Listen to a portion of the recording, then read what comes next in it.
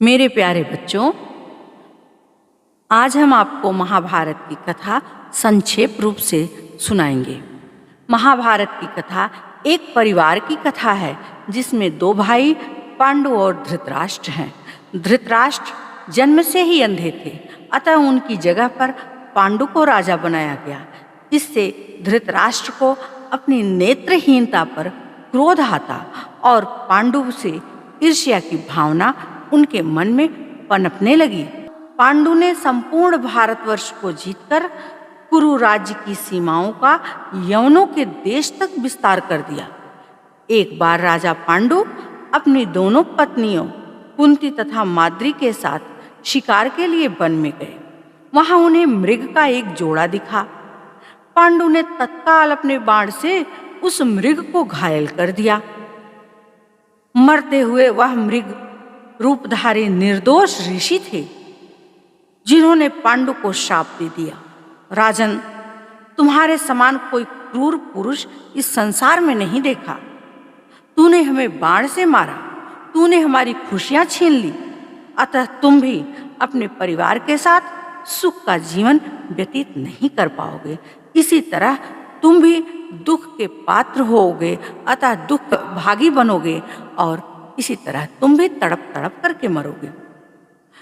इस शाप को सुनकर राजा पांडु अत्यंत दुखी हो गए और अपनी रानियों से बोले, हे देवी, अब मैं अपनी इच्छाओं का त्याग करके इसी वन में ही रहूंगा। तुम लोग हस्तिनापुर लौट जाओ। उनके वचनों को सुनकर दोनों रानियां बहुत दुखी हुईं और रोने लगीं। बोलीं, हे नाथ, हम आपके बिना एक क्षण भी जीवित नहीं रह सकते। आप हमें भी वन में अपने साथ रहने की अनुमति दीजिए और हम भी आपके साथ वन में तपस्या करेंगे। राजा पांडु भगवान की तपस्या में लीन हो गए और राज्य कार्य से बिल्कुल विमुख हो गए। पांडु के 5 पुत्र थे, युधिष्ठिर, भीम, अर्जुन, नकुल, सहदेव। धीरे धीरे पांडु रोगग्रस्त हो गए और एक दिन अपनी बीमारी की वजह से वह स्वर्ग सिधार गए। उनके साथ उनकी रानी माद्री भी सती हो गई। इस तरह से 5 पुत्रों का लालन पालन माता कुंती पर आ गया।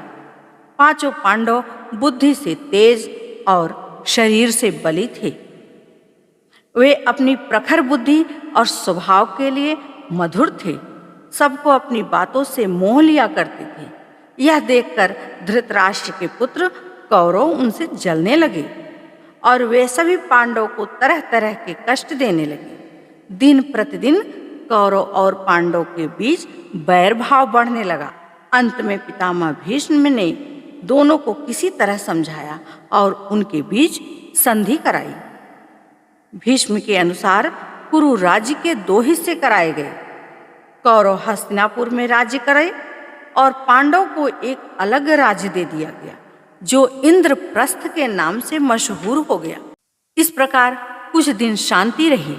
उन दिनों राजा लोग में चौरस खेलने का बड़ा ही शौक था और यह कह लीजिए उनके यहाँ चौरस खेलने का रिवाज था।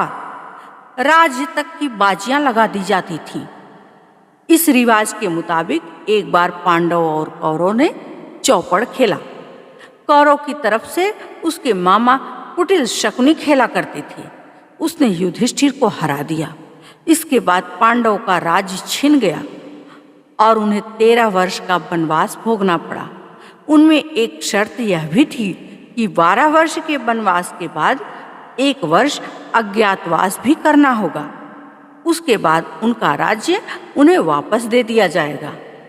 द्रौपदी के साथ 5 पांडव 12 वर्ष वनवास और 1 वर्ष अज्ञातवास में बिताकर वापस लौटे, पर लालची दुर्योधन ने लिया हुआ राज्य वापस करने से इनकार कर दिया।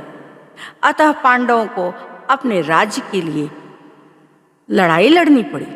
युद्ध में सारे कौरव मारे गए। तब पांडव उस विशाल साम्राज्य में के स्वामी हुए। इसके बाद 36 वर्ष तक पांडवों ने राज्य किया और फिर अपने पोते परीक्षित को राज्य देकर द्रौपदी के साथ तपस्या करने के लिए हिमालय की तरफ चल पड़े।